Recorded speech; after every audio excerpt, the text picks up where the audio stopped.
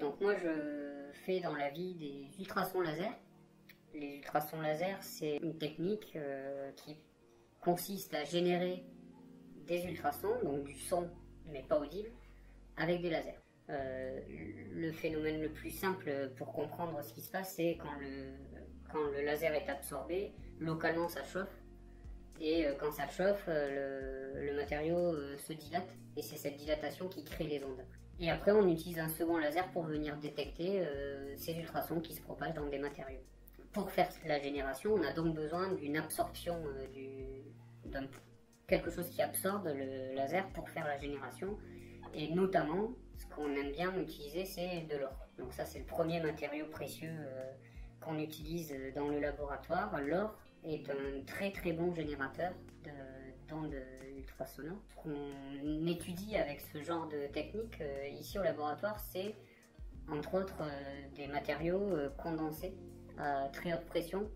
On essaye de reproduire en gros ce qui se passe dans le cœur des planètes.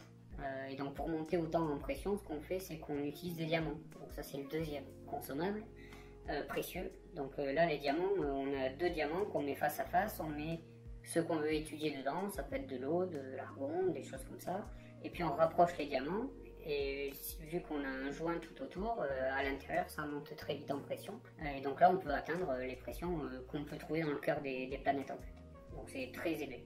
Et vu que c'est très élevé en pression, si jamais on aligne mal au début et que les diamants viennent à se toucher, ils éclatent. Chaque fois qu'on en casse un, ça nous coûte 1000 €, c'est pas une paille.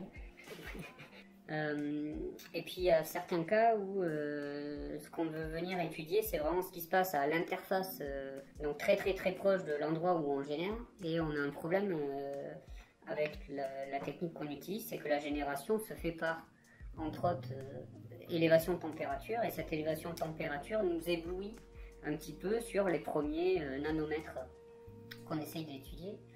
Et donc pour dissiper cette chaleur, on utilise un troisième matériau qui est aussi un consommable plutôt précieux. On utilise du saphir, parce que le saphir c'est un super dissipateur de chaleur. Et donc on vient mettre le saphir contre la couche de matériaux qu'on veut étudier.